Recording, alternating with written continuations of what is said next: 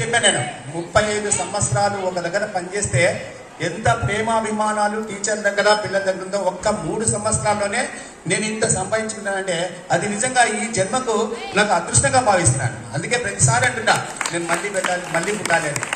అయితే ఇంకోటి వచ్చింది ఇక్కడ, నేను స్కూల్లో నేను రావాలి అనుకున్నప్పుడు వెబ్ ఆప్షన్ వచ్చింది.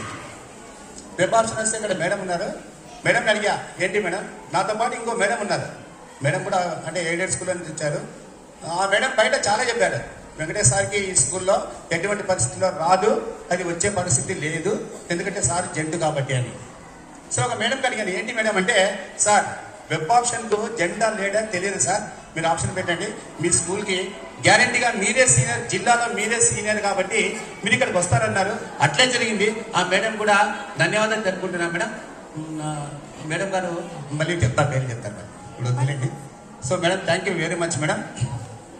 బయట చాలా చూశారు, చాలా రికమెండ్ చేశారు, డిఓ వరకు పోయారు, కానీ వెబ్ ఆప్షన్ ఒప్పుకోదు అది. జనరల్ ఆప్షన్ అయితే మామూలు అయితే కౌన్సిలింగ్ అయితే నన్ను తోసేసేవాడు.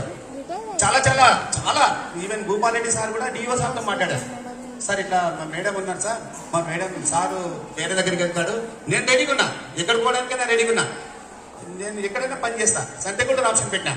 ఫస్ట్ ఆప్షన్ వచ్చేసి నాకు ఆదోని పెట్టా, రెండోది మున్సిపాలిటీ పెట్టా, మూడవది సంతెగూడూరు పెట్టా. నాకు తెలిసి నాకు అది వెబ్ ఆప్షన్లో నాకు తెలిసి గ్యారంటీగా నాకు తప్ప ఎవరికి రాదని నాకు తెలుసు. నిజంగా చెప్తున్నా, ఆ దేవుడే ఇచ్చాడు నాకు. ఇలా yes, best school, best teachers, best student, best headmaster, best headmaster. ఎందుకంటే చాలా నేను ఇక్కడ ఆదోళన ఉన్నా, రకరకాలుగా పెట్టినా హెడ్ మాస్టర్ నుంచి రకరకాలుగా ఉన్నా. నేను వచ్చినప్పుడు హెడ్ మాస్టర్ ఉన్నారు, కానీ సార్ వచ్చిన తర్వాత నాకు పని చేయాలనే రెట్టిపోయింది, ఉత్సాహం రెట్టిపోయింది. నేను చాలా మందికి పని చేసినా కూడా సార్ గారితో, సార్ ఎప్పుడు ఉంటాడు, సార్ ఇక్కడ క్లాస్లో ఉన్న కరెంట్ పోయింది అనుకో, సార్ వెంకటేష్ సార్ ఎక్కడున్నారు రండి సార్ అంటారు. వస్తా, ఖచ్చితంగా వస్తా సార్, ఒక 2 నిమిషాలు సార్ పరిగెత్తుకొని వస్తా. సార్ ఏం చెప్తే, అందుకే రామలక్ష్మణ్ అందుకే చెప్పాను, సార్ ఏం చెప్తే చేస్తా, ఇప్పటికి చేస్తా, మరి ఎప్పటికైనా చేస్తా. సార్ చెప్తే, టీచర్స్ కూడా చెప్తే ఎప్పటికైనా నా సహాయం ఖచ్చితంగా ఉంటుంది. మీరు అడిగారు కాబట్టి డెఫినెట్గా నేను చేసేది తనమ్మా, అందులో సందేహం లేదు.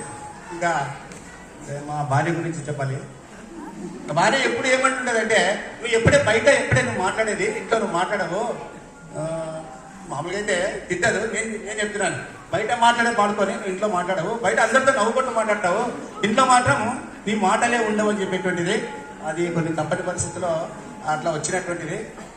మా మేడం కూడా నాకు చాలా, అసలు 5:30కి నేను వెళ్తున్నానంటే, 5:30కి నేను ట్యూషన్ అంటే ఫస్ట్ బ్యాచ్ అమ్మాయిల బ్యాచ్ 5:30 to 8. అసలు రెగ్యులర్గా 1986 నవంబర్లో స్టార్ట్ చేసినామని 2019 వరకు కంటిన్యూ చేసిన. చాలా డిసిప్లిన్ ఉంటారు, టైం అంటే చాలా డిసిప్లిన్. నేను అమ్మాయిలు బాగా ధన్యవాదాన్ని, లేట్ అయితే బాగా ధన్యవాదాలు. నాకు అట్లా వచ్చింది, నా బ్లడ్లో వచ్చింది. నా భార్య ఎప్పుడు తింటా ఉంటుంది, నువ్వు టిఫిన్ తినుకొని వెళ్తావు, టిఫిన్ తిన్నా, టిఫిన్ కంటే ముఖ్యం, నాకు స్కూల్ చాలా ముఖ్యం. చాలాసార్లు ఇద్దరు పోటీ పడింటాం, చాలాసార్లు టిఫిన్ చేయకుండా వచ్చిన. ఆమె కూడా టిఫిన్, నేను చేసిన టిఫిన్ కూడా వేస్ట్ అయింది కదా అని, ఏం పర్లేదు, వేస్ట్ అయినా పర్లేదు, ఇప్పుడు ఇంకా రేపటి నుంచి నేను ఇంకా ఇంట్లో ఉండి తినేదే కదా, మళ్ళీ నేను వచ్చేది ఏముండదు కదా. సో మా మిస్సెస్ కూడా చాలా అది టిఫిన్ చేయకపోయినా నేను ఉంటాను.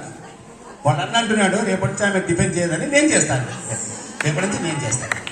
రెండవది పిల్లలు, నిజంగా నా అదృష్టం ఏంటంటే, చాలా మంది పిల్లలకి మ్యారేజ్ చేస్తే కళ్యాణ మండపంలో వాళ్ళు చెప్పిందే చేయాలి, ఇది పలానాదంటే పలానంటే. నా పిల్లలు ఇద్దరు, కొడుకు కానీ కూతురు కానీ, ఇక్కడ చేస్తారా, ఈ కళ్యాణ మండపం బాగుంది, ఇది తక్కువ రేట్లో అంటే, నాన్న నేనేం చెప్తే అది.